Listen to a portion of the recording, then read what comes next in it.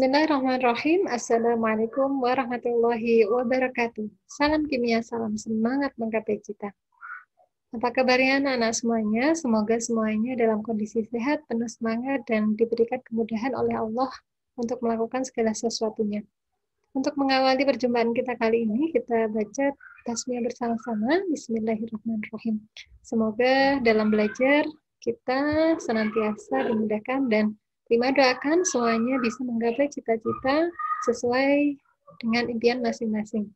Baiklah, untuk pelajaran kimia bersama Bu Ima kali ini kita akan membahas penulisan laporan praktikum. Mengingat pekan yang lalu kita sudah melakukan praktikum, hari ini kita agendakan untuk semua dari kelas MIPA ini untuk bisa menuliskan ya hasil praktikum ke dalam format laporan. Nah, format laporan yang akan kita tuliskan nanti seperti apa akan kita bahas detail di sini. Bismillahirrahmanirrahim, anak-anak semuanya. Sekarang kita akan membahas detail dari penulisan laporan praktikum. Sebelum kita menulis, kita terlebih dahulu ya mengetahui format laporan itu seperti apa. Yang akan kita gunakan dalam pembuatan format laporan praktikum kimia ini adalah format yang cukup sederhana ya. Jadi mungkin ini sebagai latihan kita semuanya untuk membuat laporan. Nah, item yang harus muncul ya dalam laporan yang akan kita buat nanti adalah cover, judul, tujuan, dasar teori, alat dan bahan, cara kerja, data pengamatan, analisis dan pembahasan, kesimpulan, serta saran dan penutup. Nah, itu format utamanya, nanti dilengkapi dengan daftar pustaka dan lampiran. Kita akan membahas detail dari masing-masing item ini seperti apa ketentuannya. Baik, untuk cover, nanti silakan anak-anak beri judul, uji daya hantar arus listrik, silakan diberi judul di bagian sini, menggunakan huruf besar semuanya. Kemudian, logo, ini adalah logo dari SMA ITI Ihsanul Fikri. Nanti silakan anak-anak semuanya bisa searching ya, bisa googling untuk mendapatkan logo SMA ITI Ihsanul Fikri. Kemudian nama di sini disarankan untuk menuliskan nama lengkap, kemudian disertai no absen ya di bagian bawahnya nama. Nomor absen atau NISN ya. Kemudian sekolah berarti kita adalah SMA ITI Ihsanul Fikri. Kemudian tahun 2021. Itu covernya. Kemudian untuk judul ditulis kembali nanti di bagian A. Kemudian tujuan ya, ini datanya misalnya tujuan praktikum ini adalah bla bla bla bla seperti itu. Kemudian dasar teori berisikan teori pendukung praktikum.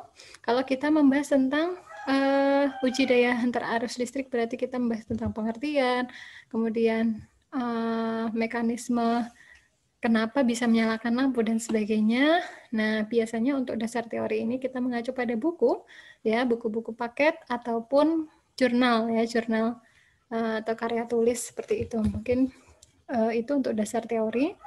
Kemudian alat dan bahan, ya, silahkan ditulis alatnya yang digunakan seperti apa, dilihat dari anak-anak praktikum.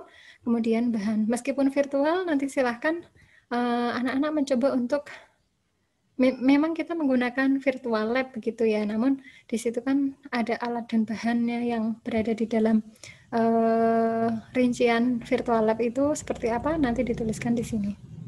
Kemudian cara kerja, berisikan cara kerja yang dilakukan selama praktikum karena ini virtual lab, silahkan untuk disesuaikan ya cara kerjanya.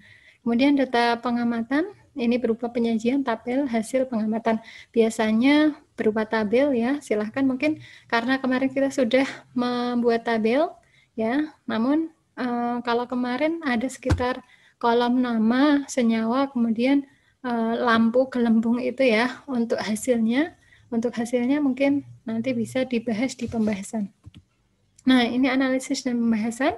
Analisis data dilakukan dengan mempertimbangkan dua hal, yaitu benar secara percobaan dan juga benar menurut konsep. Kemudian pembahasan ini dilakukan untuk menjawab semua rumusan masalah.